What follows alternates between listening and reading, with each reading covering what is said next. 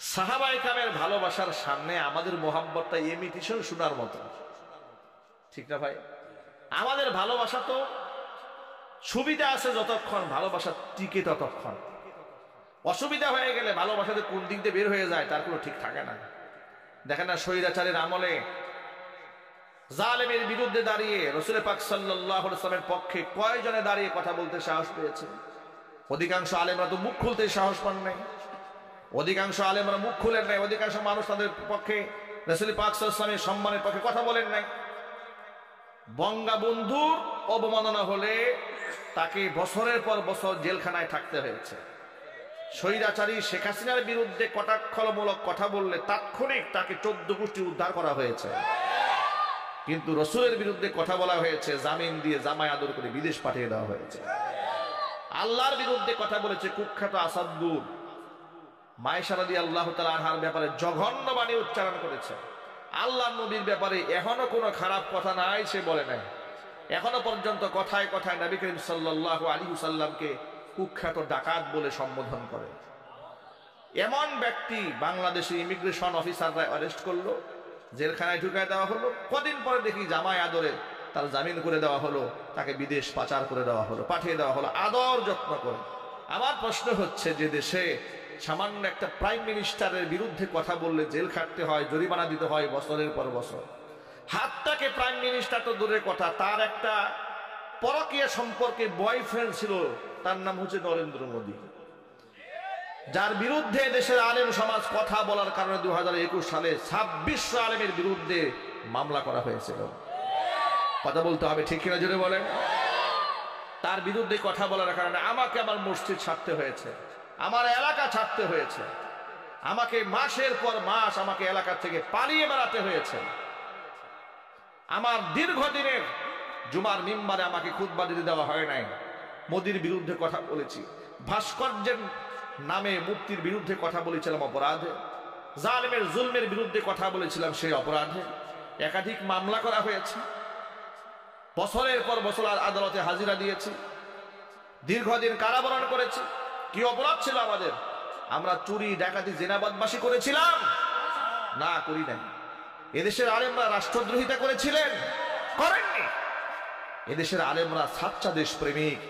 এদেশের আলেমরা দেখিয়ে দিয়েছেন ফাঁসির রশি গলার মধ্যে হাসি মুখে তারা বরণ করতে প্রস্তুত থাকে, কিন্তু জালেমের সামনে মাথা নত করে তারা প্রস্তুত ছিলেন না।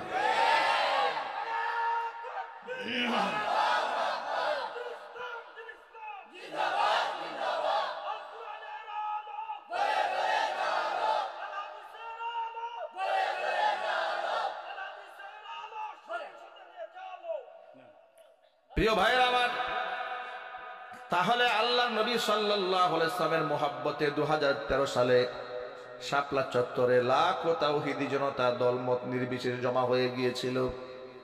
কথা বলেন ঠিক কিনা? রাতের আধারে রাত 2টা বাজে ক্লিন হার্ট অপারেশন করা হলো, একেবারে এমন ভাবে মেসাকার করা হলো ধর্মপ্রাণ মুসল্লিদেরকে আর তাহাজ্জুদরত তালিবুল ইলম ছাত্রদেরকে। পৃথিবীর ইতিহাসে মুসলিম পরিচয়ে মুসলমানদের উপরে এমন নৃশংস হত্যাকাণ্ড স্বৈরাচারী হাসিনা ছাড়া বিশ্বের মধ্যে কেউ কোনোদিন করে নাই। আপনি বলবেন কেন ফিলিস্তিনে নির্যাতন হয়েছে মুসলমানদের উপরে? কারা করেছে? ইহুদিরা করেছে, ঠিক না বলেন? আপনি বলবেন সিরিয়াতে হয়েছে, তো সিরিয়াতে কারা করেছে? শিয়ারা করেছে। কিন্তু নিজেকে মুসলিম পরিচয়ে মুসলমানদের উপরে এত নির্যাতন কেউ করে নাই যেটা স্বৈরাচারী হাসিনা এই দেশের আলেমদের সাথে করেছে আর ধর্মপ্রাণ মুসল্লিদের সাথে করেছে। আমরা বিপদ দেখলে তো আমরা পিছপা হয়ে যাই, আমরা পিছন দিক দিয়ে পালায় যাই। সাহাবায়ে কেরাম বিপদ দেখলে পিছপা হন নাই।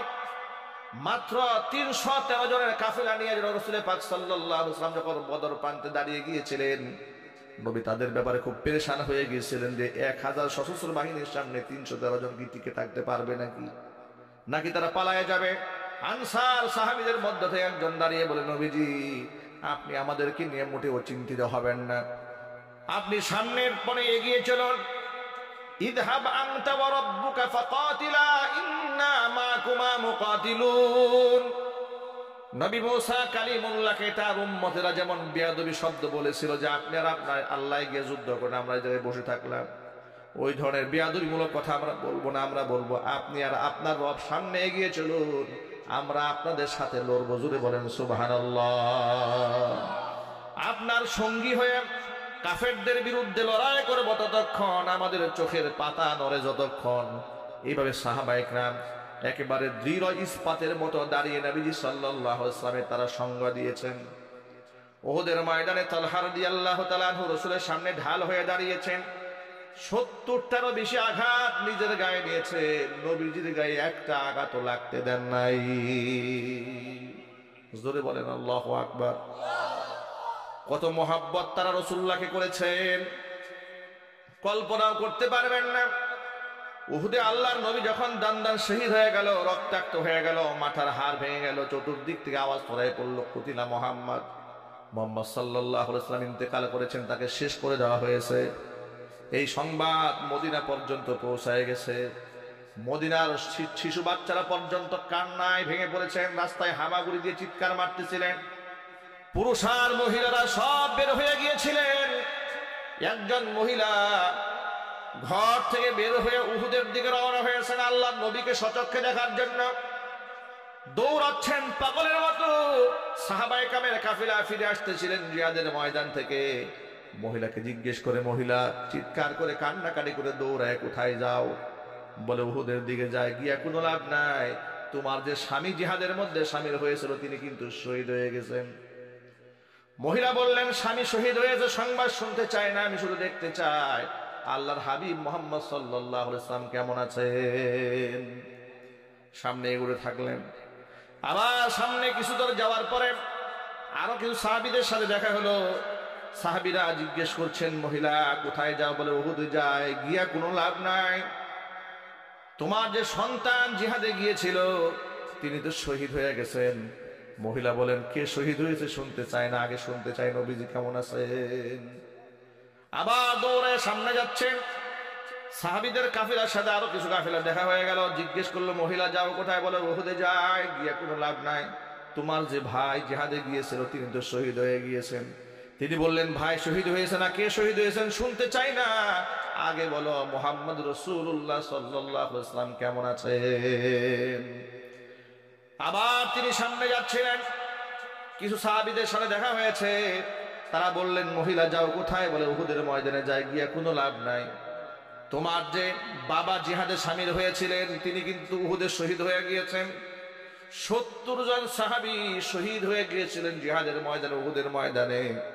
এই জন্য মহিলাকে বলছে, মহিলা গিয়ে কোনো লাভ নাই, তোমার বাবা কিন্তু জিহাদের ময়দানে শহীদ হয়ে গেছেন। মহিলা বলেন, বাবা শহীদ হয়েছে না, কে শহীদ হয়েছে জানতে চায় না, শুধু একটা কথা জানতে চাই, আল্লাহর হাবিব কেমন আছে। একটু জোরে বলেন না সুবহানাল্লাহ। মহিলা সামনের দিকে যাচ্ছে দৌড়িয়ে দৌড়িয়ে। অনেকক্ষণ চলার পরে দেখলেন সাহাবায়ে কেরাম আহত ক্ষত বিক্ষত মুহাম্মদ রাসূলুল্লাহ সাল্লাল্লাহু আলাইহি ওয়াসাল্লামকে ধরে ধরে নিয়ে আসতেছেন। দূর থেকে দেখা যায় তিনি থমকে দাঁড়ালেন। একেবারে হুজুরের সামনে আসার পরে রাসূল পাক সাল্লাল্লাহু আলাইহি ওয়াসাল্লামের চেহারার দিকে তাকিয়ে তিনি তৃপ্তি অনুভব করলেন। হুজুরকে ডেকে বলেন, ইয়া রাসূলুল্লাহ, জিহাদের ময়দানে আমার বাবা, আমার স্বামী, আমার ভাই, আমার সন্তান সবগুলো শহীদ হয়ে গেছে। মনের মধ্যে কোনো দুঃখ নাই, কোনো কষ্ট নাই। আপনি যে অক্ষত আছেন, ভালো আছেন, আল্লাহর হাবিব বেঁচে আছেন, এটাই আমার জীবনের সবচাইতে বড় সান্ত্বনা। এই জন্য বলি, সাহাবায়ে কেরাম আল্লাহর রাসূলকে যে ভালোবাসা দিয়েছেন, যে শ্রদ্ধা সম্মান করেছেন, পৃথিবীতে তার নমুনা কেউ দেখাতে পারবে না। আল্লাহ পাক সাহাবীদেরকে আল্লাহর নবীর সান্নিধ্যে ধন্য করেছেন, যাদের ব্যাপারে কোরআন মাজিদ আল্লাহ বলেছেন, রাদিয়াল্লাহু আনহুম ওয়া রাদু আনহু, তাদের প্রতি আমি আল্লাহ সন্তুষ্ট, তারাও আমার প্রতি সন্তুষ্ট। জোরে বলেন সুবহানাল্লাহ। যাদের ঈমানকে আমাদের ঈমানের মানদণ্ড বানিয়ে দিয়েছেন আল্লাহ পাক। আল্লাহ পাক বলেছেন, ওয়া ইযা ক্বিলা লাহুম আমিনু কামা আমানান নাস, আই আমানাস সাহাবা, সাহাবায়ে কেরাম যেভাবে ঈমান এনেছি তোমরা সেইভাবে ঈমান আনয়ন করো। সাহাবীদের ঈমানকে আমাদের ঈমানের মডেল বানিয়ে দিলেন কে? একটু জোরে বলুন। আল্লাহ তাদের উপর সন্তুষ্ট হয়েছেন। কোরআন মাজিদ আল্লাহ পাক আয়াত নাযিল করে দিয়েছেন। আল্লাহর নবী নিজে বলেছেন, আসহাবি কান্নুজুম ফাবিআইহিম ইকতাদাইতুম ইহতাদাইতুম। আমার সাহাবীরা আসমানের নক্ষত্র সমতুল্য। তাদের লক্ষ লক্ষ সাহাবীদের ভিতর থেকে যে কারো অনুসরণ করলেই তুমি হিদায়াত প্রাপ্ত হয়ে যাবে। জোরে জোরে বলেন সুবহানাল্লাহ। এত ভালোবাসা রাসূলুল্লাহকে তারা দিয়েছেন যে আল্লাহ তাদের উপর সন্তুষ্ট, তাদের জন্য আল্লাহর জান্নাত ওয়াজিব। এমন সাহাবীরা কোনদিন রাসূলুল্লাহকে সম্মান করতে গিয়া সিজদায় পড়েননি। সিজদায় কেন পড়বেন? নবীজিতে বারণ করে দিয়েছেন। ইয়ামান থেকে সাহাবায়ে কেরামের একদল আসলেন এলাকা জিয়ারত করে, ব্যবসায়ী সফরে কিংবা অন্য কোনো সফরে তারা ইয়ামানে গিয়েছিলেন। হুজুরের কাছে এসে বলেন, ইয়া রাসূলুল্লাহ, আমরা আপনাকে সিজদা করতে চাই। রাসূল বললেন, কেন? আমরা সেখানে গিয়ে দেখেছি খ্রিস্টান ধর্মযাজকদেরকে খ্রিস্টানরা সিজদা করে, তা আপনিও তো আমাদের ধর্মগুরু, আমরা আপনাকে সিজদা করতে চাই।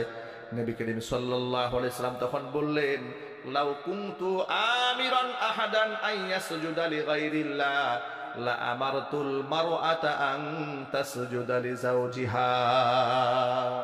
এই দুনিয়াতে যদি আল্লাহকে ছাড়া মানুষ হয়ে কোনো মানুষকে আমি কাউকে সিজদা করার হুকুম করতাম, নির্দেশ প্রদান করতাম, অবশ্যই মহিলাদেরকে বলতাম তারা যেন স্বামীর পায়ে সিজদায় লুটিয়ে পড়ে।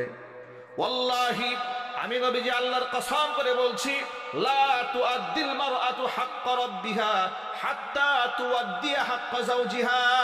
একজন মহিলা যতক্ষণ না পর্যন্ত নিজের স্বামীর হক আদায় করতে না পারবে, আল্লাহর কসম সেই মহিলা তার রবের হক আদায় করতে পারবে না। সুতরাং আমার মায়েরা, বোনেরা, স্বামীদেরকে সর্বোচ্চ সম্মান করেন, শ্রদ্ধা করেন। আল্লাহ নবী বলেছেন, মহিলা যদি মাত্র 4টি কাজ ঠিকঠাক মতো পালন করতে পারে, জান্নাতের যেই দরজা দিয়া খুশি ওই দরজা দিয়া ওই মহিলা আল্লাহর জান্নাতে চলে যাবে। 1 নাম্বার, আল মারআতু ইযা সাল্লাত খামসাহা, মহিলা যদি 5 ওয়াক্ত নামাজ ঠিকঠাক মতো আদায় করে, ওয়া সামাত শাহরাহা, রমজান মাসে রোজা রাখে, ওয়া আতাআত বালাহা, স্বামীর আনুগত্য করে, ওয়া আহসানাত ফারজাহা, নিজের সতীত্বের হিফাজত করে। এই 4টা কাজ যে মহিলা করতে পারবে, কিয়ামতের দিন আল্লাহর জান্নাতের 8টি দরজার যে দরজা দিয়ে খুশি ওই দরজা দিয়ে মহিলা আল্লাহর জান্নাতে চলে যাবে। জোরে বলেন সুবহানাল্লাহ। আমার প্রিয় ভাইরা, এক বাক্যে জবাব দিয়ে বলেন, সাহাবীরা হুজুরকে কম সম্মান করেছেন না বেশি সম্মান করেছেন? কম না বেশি? আমাদের মতো নাকি আমাদের চাইতে বেশি? কোনো সন্দেহ নাই, আমাদের চাইতে বেশি তাদের ভালোবাসা ছিল। আবু বকরের ভালোবাসার সাথে পৃথিবীর কারো ভালোবাসার তুলনা হয় না। উমরের মহব্বতের সামনে পৃথিবীর কারো মহব্বতের তুলনা হয় না। উসমান আলী কাররামাল্লাহু ওয়াজহা, তাদের মহব্বত ভালোবাসার তুলনায় আমাদের মহব্বত কোনোদিন তুলনাই হতে পারে না। ঠিক কিনা বলেন? এত মহব্বত, এত সম্মান, এত ইজ্জত রাসূলুল্লাহকে দেওয়ার পরেও তারা কোনোদিন হুজুরের পায়ে সিজদা দেন নাই। এমনকি নবীজি ইন্তেকালের পরে হুজুরের রওজা মুবারকেও তারা সিজদা দেন নাই। তাহলে কোথাকার কোন ল্যাংটা পীর, কোথাকার কোন গাঁজাখোর পীর, কোথাকার কোন বেনামাজি পীরের পায়ে তুমি সিজদা দাও? তোমার পীর আল্লাহর কসম ভণ্ড ছাড়া কিছু নয়। তুমি নিজেও ভণ্ড, যে পীর তোমার কাছ থেকে সিজদা গ্রহণ করো ডাবল ভণ্ড। কিয়ামতের দিন এই পীরের লেশ মাত্র তুমি খুঁজে পাবে না। তুমি কার পেছনে দৌড়াচ্ছ? আল্লাহর নবী সাল্লাল্লাহু আলাইহি ওয়াসাল্লাম বেদাত পন্থীদের থেকে কিয়ামতের দিন মুখ ফিরায় নেবেন। ফেরেশতারা এসে বলবেন, নবীজি, এদেরকে আপনি হাউজে কাউসার পান করাবেন না, এরা আপনার ধর্মের মধ্যে বিকৃতি সাধন করেছিল, ধর্মের নামে অধর্ম কাজ করেছিল। এরকম ব্যবসা বাণিজ্য এই দেশে আছে না নাই? আর এই ধর্মের নামে অধর্ম যারা দেশের মধ্যে প্রচার করে, এদের মধ্যে অন্যতম কয়েকজন আছে। এর মধ্যে একজন আছে গিয়াসউদ্দিন তাহেরি, আরেকজন আছে আলাউদ্দিন জিহাদি। কথা বলতে হবে, ঠিক কিনা? আরেকজন আছে কি যেন নকশাবন্দি, ঠিক না? কয়েকদিন আগে দেখেছি নকশাবন্দির স্ত্রী তার সন্তান নিয়ে লাইভে আসছে, এসে বলতেছে উনি আমার গর্ভে সন্তান জন্ম দেওয়ার পরে আমাদের খোঁজ খবর নেয় না। যাদের নিজেদের চরিত্রে কোনো বালাই নাই, তারা আবার ওয়াজ মাহফিলে বড় বড় বক্তার বক্তৃতা করে, নিজেদেরকে সুন্নিয়তের গজল গায়, সুন্নিয়তের গান গায়, সুন্নি বলে দাবি করে। আল্লাহর কসম ওরা নিজেরা বলে আমরা আল্লাহর ওলিদের সম্মান করি। কসম আল্লাহর সম্মানের জায়গায় যারা ওলির সম্মানের তুলনা করে তারা কোনোদিন আল্লাহর ওলিদের সম্মান করে না, বরং আল্লাহর ওলিদের সম্মানের না করার নামে তারা আল্লাহর ওলিদেরকে লাঞ্ছিত অপমানিত করে। আমার তো মনে হয়, আমার দিল কেন যেন বলে, ঈসা আলাইহিস সালাতু ওয়াস সালামকে যদি আল্লাহ তাআলা কিয়ামতের দিন প্রশ্ন করেন যে তুমি কি তোমার উম্মতকে শিখিয়ে গেছিলে নাকি যে আমাকে বাদ দিয়ে তোমাকে তোমার মাকে ইবাদত করতে? ঈসা আলাইহিস সালাম তো বলবে যে না না, আমি এগুলো বলি নাই। একজন নবীকে যদি জবাব দিয়ে তার কাঠগড়ায় দাঁড় করানো হয়, তাহলে অবশ্যই কিয়ামতের দিন যারা আল্লাহর ওলি তাদেরকে দাঁড় করানো হতে পারে যে তুমি কি তোমার মুরিদদেরকে শিখাই দিছিলা তোমার মরার পরে এগুলা তোমার কবর গিয়ে সেজদা দিবে, তোমার কাছে সন্তান চাবে, তোমার কাছে জান্নাত জাহান্নাম চাবে, তোমার কাছে পরীক্ষায় পাশ করার জন্য সাহায্য চাবে, তুমি কি শিখিয়েছিলে? নিশ্চয় আল্লাহর ওলিরা প্রথমে বলবে আল্লাহ আমরা এই জঘন্য কাজ কোনোদিন করি নাই, যদি করতাম নিশ্চয়ই তুমি জানতে, যদি বলতে হবে, ঠিক কিনা? বরং আল্লাহর ওলিরা তখন এই সমস্ত ভণ্ডদের বিরুদ্ধে আল্লাহর আদালতে মামলা দায়ের করবে। সুতরাং সাবধান, আমরা যা করব সুন্নত ভিত্তিক করবো। আমরা বলি ইনশাআল্লাহ আমরা হব আহলুস সুন্নাহ ওয়াল জামাআতের অনুসারী, বলেন ইনশাআল্লাহ। সাহাবায়ে কেরাম আমাদের মডেল, নবীজি সাল্লাল্লাহু আলাইহি ওয়াসাল্লাম আমাদের আমলের নমুনা। ঈমান ও আকীদার ক্ষেত্রে সাহাবায়ে কেরামের আকীদা যেটা ছিল আমাদের আকীদা সেটাই। কথা বলতে হবে ভাই, ঠিক কিনা বলেন?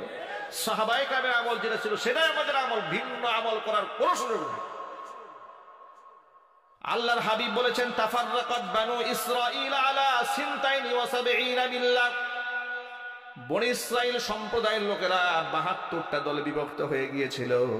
ওয়া তাফতারিকু উম্মতি আলা 73 মিল্লাহ। আর আমার উম্মতের লোকেরা 73টা দলে ভাগ হয়ে যাবে। কুল্লুহুম ফিন্নার, সবগুলো যাবে জাহান্নামে, ইল্লা মিল্লাতান ওয়াহিদা, শুধু একটা দল যাবে জান্নাতে। আল্লাহর নবীকে প্রশ্ন করা হলো কিলা মা হিয়া ইয়া রাসূলুল্লাহ, ও আল্লাহর নবী যে দলটা জান্নাতে যাবে তার পরিচয় বলে দিন।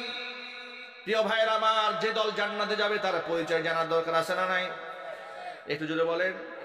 এই পয়েন্টটা ভুলে যাবেন না, এটা আমার কথা নয়, রাসূলুল্লাহর কথা। হুজুর বলেছেন মা আনা আলাইহি ওয়া আসহাবি, যে মতের উপরে, যে আদর্শের উপরে, যে পথের উপরে আমি নবীজি আছি আর আমার সাহাবায়ে কেরাম আছেন, আমাদের আদর্শের কাতারটাই হচ্ছে জান্নাতীদের কাতার।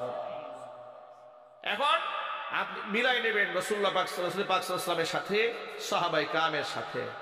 যদি আপনার আমলটা রাসূল পাক সাল্লাল্লাহু আলাইহি ওয়াসাল্লামের সাথে মিল থাকে, ওয়েলকাম। সাহাবায়ে কেরামের সাথে মিল আছে, ওয়েলকাম। যদি রাসূল পাক সাল্লাল্লাহু আলাইহি ওয়াসাল্লাম সাহাবায়ে কেরামের সাথে মিল না থাকে, তাহলে এটা ইসলাম বলে প্রচার করার কোনো অধিকার নাই। কথাটা ভাই মনে থাকবে না ইনশাআল্লাহ? একটু জোর আওয়াজে বলেন না ইনশাআল্লাহ। আকীদার মধ্যে ভেজাল ঢোকানো যাবে না।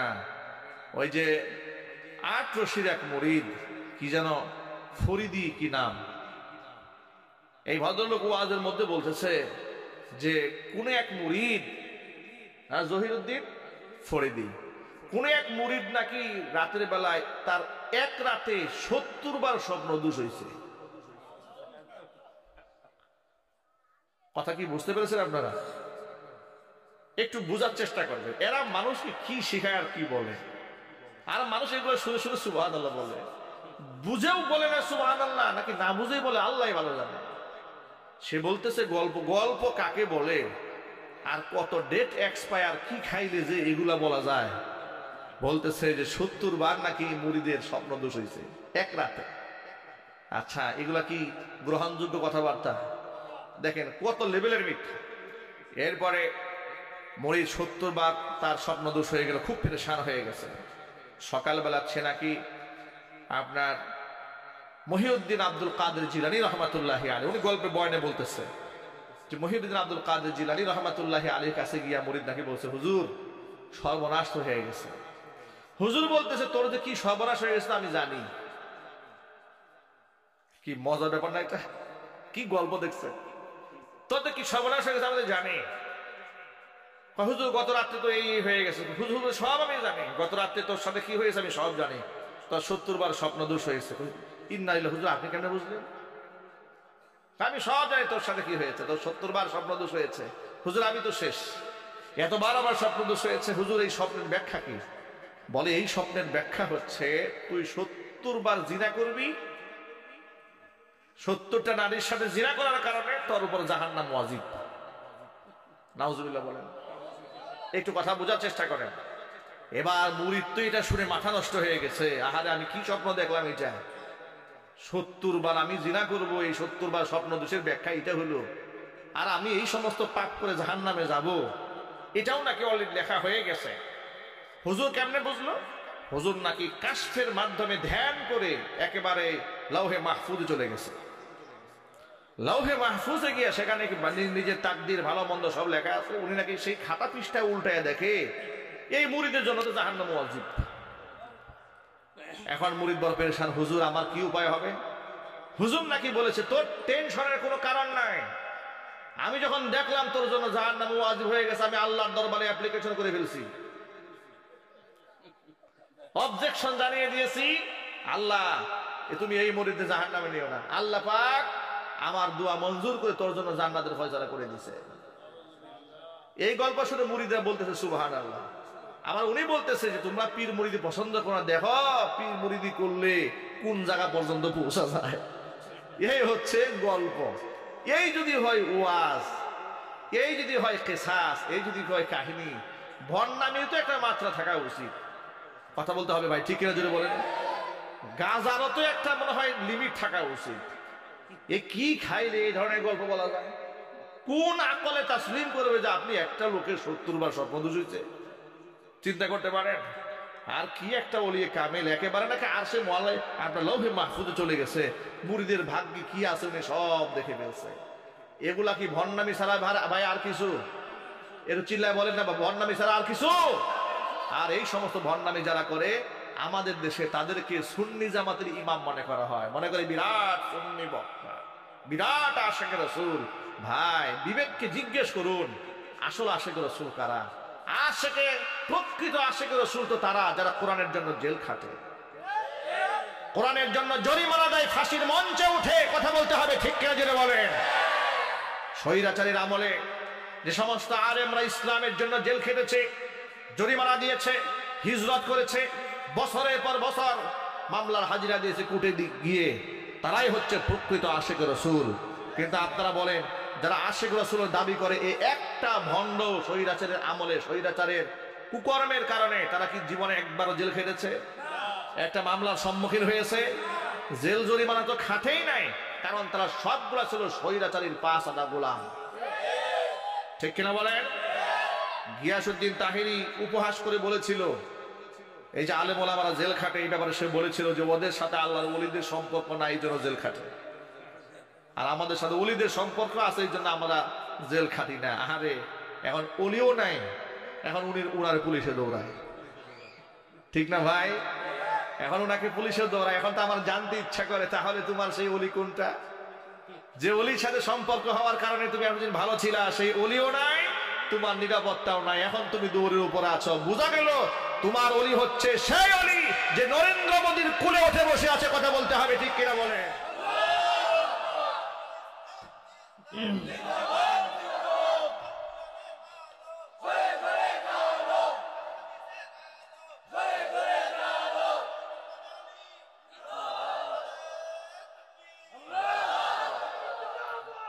হক এবং হক্কানিয়াতের জন্য যারা জেল জরিমানা কেটেছে তারাই প্রকৃত আল্লাহর ওলি। বাতিলের সামনে যারা মাথা নত করেননি, আপনাদেরকে বাস্তব একটা গল্প শোনায়, কষ্ট হচ্ছে আপনাদের। শহীদ আল্লামা দেলোয়ার হোসেন সাঈদী রহমাতুল্লাহ আলাইহির নাম শুনেছেন? কারা কারা শুনছেন হাত দেখি তো। মাশাআল্লাহ।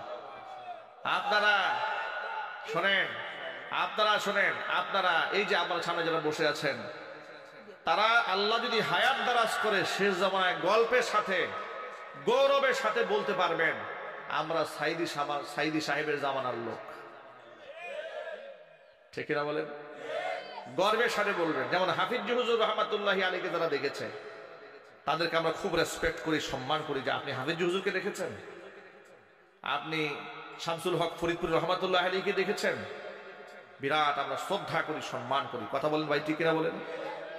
অনুরূপ ভাবে এক সময় সাইদি সাহেবকে যারা দেখেছে, যারা তার সাথে মুসাফা করেছে, তাদেরকে লোকেরা শ্রদ্ধা এবং সম্মান করবে শুধু এই কারণে যে উনি উনার জীবন দশা সাইদ সাহেবকে দেখছে, এই জন্য সম্মান দেবে। সুবহানাল্লাহ বলেন। আলেমদেরকে মোহাব্বত করলে মানুষের অন্তরে তাদের প্রতি কেমন ভালোবাসা আসে, আপনাকে ছোট্ট একটা এক্সাম্পল শোনাই। আমার এক ক্যামেরাম্যান যিনি আমার ওয়াজ রেকর্ড করে, ফেনীতে এক ফলের দোকানে গেছে ফল কিনতে। ক্যামেরা নিয়ে গেছে, ক্যামেরার ব্যাগ কাঁধে, অন্য কোনো ওয়াজে রেকর্ড করতে গিয়েছে মনে হয়। আমার কাছে গল্প বললো যে হুজুর ফেনীতে গিয়েছে এক দোকানে, কথোপকথন হচ্ছে। তুমি জিজ্ঞেস করলেন ভাই আপনার প্রফেশন কি করেন, এক দুই কথা হয়েছে। আর তখন আমি বলেছি যে আব্দুর রহিমের মাদানী নাম শুনেছেন? ফলের দোকানদার বলছে হ্যাঁ অবশ্যই শুনেছি। শুনবো না কেন, হুজুরের ওয়াজ তো আমি সবসময় শুনি ইউটিউবে। বলে হুজুরের ওয়াজ আমি ক্যামেরায় রেকর্ড করি। এ কথা শোনার পরে ওই ভদ্রলোক এর কাছে ফল বিক্রি করেছে, ফলের টাকাই নেয়নি। চিন্তা করেন, একটা লোক আমার ওয়াজ রেকর্ড করে এই মোহাব্বতে তার কাছে ফলের টাকা নেয়। তা আমরা তো একদম ছোট্ট মানুষ, নাদান মানুষ, গুনাহগার মানুষ।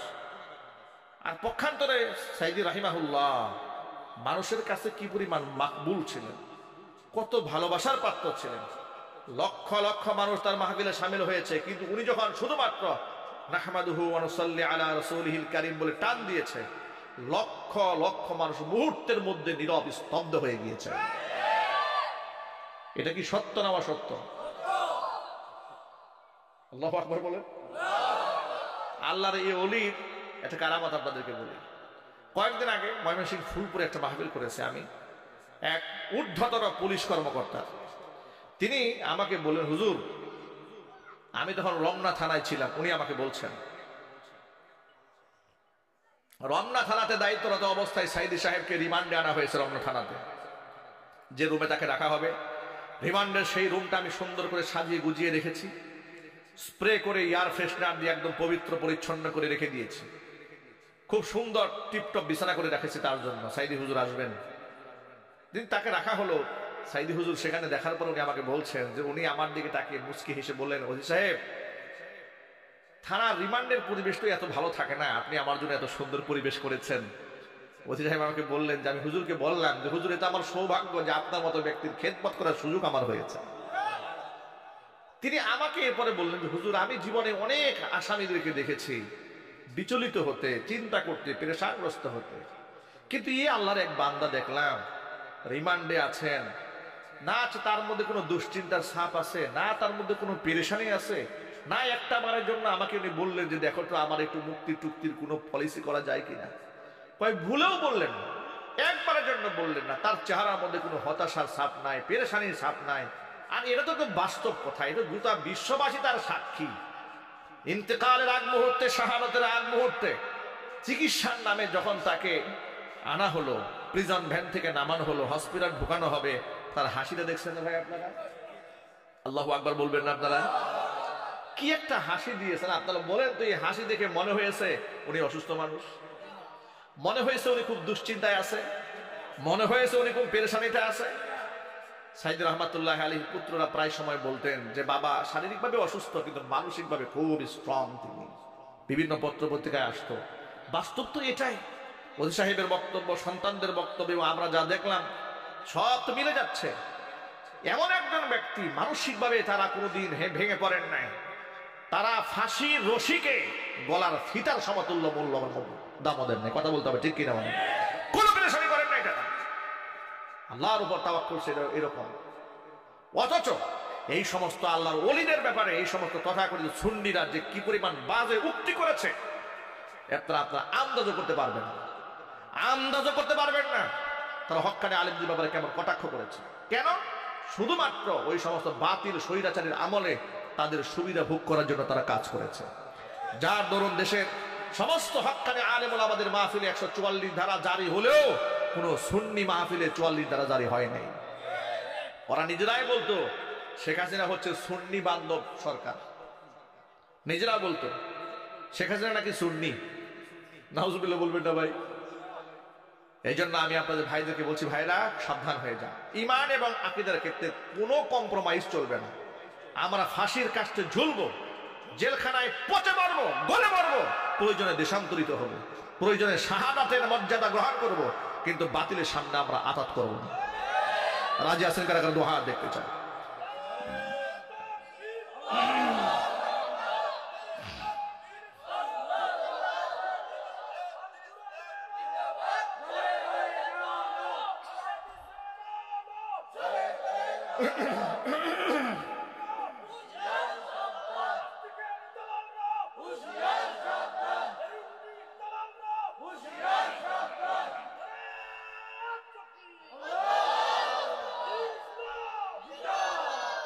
ভাইরা আমার, আল্লাহ তাআলা আমাদের সকলকে ঈমানি বলে বলিয়ান থাকার তৌফিক দান করেন।